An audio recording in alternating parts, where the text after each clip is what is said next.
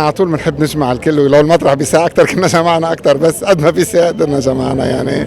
يعني حلوه على طول هالجمعات، بتخلي ترجع ترد الالفه والمحبه، وبترجع تعطي اجواء ايجابيه شوي بظل الاجواء السلبيه اللي بنشوفها برا. يعني فعلى طول بنحب نعمل هالجمعات بكل المناسبات. بيروت يعني على طول قلبها رح يضل نابض بالحياه. بعد كم يوم من عيد الفصح وقبل كم يوم من عيد الفطر، فهيك جامعين العيدين سوا، واللبنانيه سوا والفنانين سوا، فان شاء الله يكون هيك اجواء مثل ما متوقعينها كثير حلوه. ولا سنه وقفنا اصلا يعني، فراح يكون اكيد في ميراكس بلبنان، وان شاء الله في بيكون ميراكس ثاني خارج لبنان. يعني انا هيك سمعت، قلت شي دبي ما دبي، ولا عم نسمع مثلك ان شاء الله.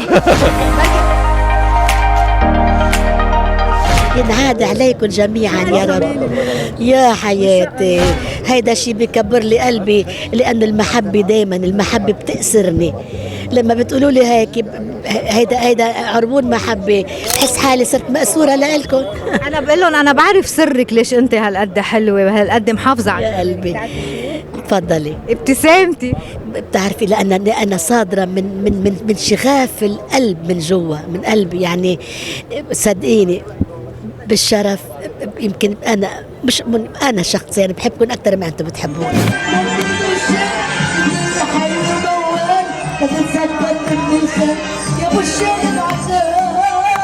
إن شاء الله يا رب فعلا يعني الله يخلصنا من كل الحروب، وإن شاء الله دايما الانتصار أيضا لفلسطين المحتلة ولجنوب لبنان، وإن شاء الله يعم السلام على كل دول العالم العربي إذا الله راد.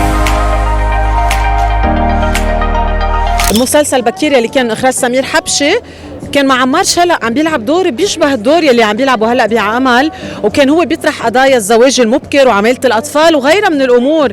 يعني دايما عم نجرب من خلال الدراما نحن نضوي على هالأمور، على أمل إنه عن جد تقدر الحقوق تصير مثل ما لازم 100%.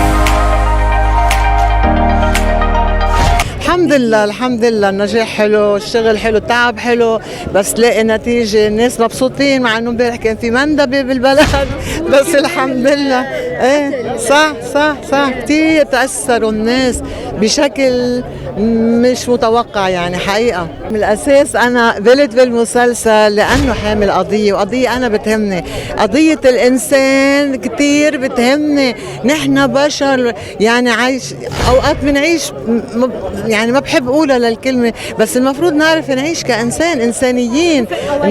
ما هاي وفق قوانين تحفظ حق العالم كلها.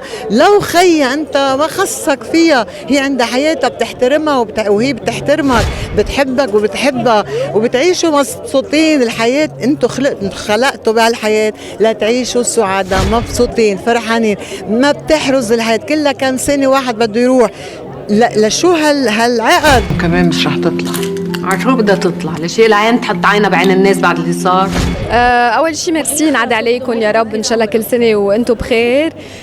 والله الأصداء صدمتني، لأنه ما كنت متوقعة رح يعمل هيك الدور بكل صراحة. يعني انبسطت بردة فعل العالم وبتفاعلهم معنا كمان نحن ككاست. كتير حلو كان. يعني أنا عم بقدم كنت نوع غريب عني، أول مرة بقدمه، وانبسطت أنه نجحت فيه الحمد لله. انت كمان كنت بشتي يا بيروت، كنت برمضان، فشو الفرق؟ وين بتحسي اكثر كان توهج؟ تفاعل العالم بكل صراحة كانوا بعمل، لأنه الدور كتير حبوه وتفاعلوا معه. يمكن لأنه الناس بتنقصهم هيدي روح الفكاهة، لأنه بتعرفي قد ما نحن عايشين بدراما بحياتنا، بيستعطفوا أو بينبسطوا يضحكوا هيك، بيلاقوا هيك فسحة يعني يضحكوا فيها. بفتكر كرمال هيك تعاطفوا معي، حبوا الكاركتير. يعني انت صرت تحبيها كمان؟ بدي لهم شكرا انه جمعتونا، بنشوف الاصدقاء والزملاء، وبنشوفكم انتم اهل الصحافه والاعلام، وبنشوف الكل. يعني فهيدي جامعه كثير حلوه ومشكورين عليها. يعني هالسنه مساقبين الاعياد هيك فايتين ببعضهم، وفي شو بيقولوا هاللحمه اذا فينا نقول. يا رب كمان صلواتنا تتحد مزبوط فعليا لحتى بركي بتتحلحل امورنا. يا رب تكون يعني كل ايامنا وايامهم خير وسلام ومحبه. اوقات بحس الدنيا حلوه، النجاح بكبر القلب وكتير مبسوطة إنه الأصداء عم تكون حلوة وإيجابية، والعالم عم بتحب الأغاني وعم بتحب الأداء وعم تحب عم تحب القصة. هذا شيء كتير ريوردينج. فرح شو بك؟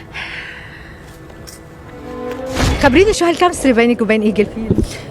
الكيمستري كتير حلوة. لا الحمد لله هن they are professional. أنا بلشت معهم كنت صغيرة وعم يعرضوا علي أعمال كتير حلوة وأنا عم كون قد المسؤولية لحد ما، فالحمد لله أنا كتير بحبهم وبعتبرهم شركة كتير مهمة. أكيد مبسوطة كتير بالشغل معهم وما في حدا اشتغل معهم وانبسط.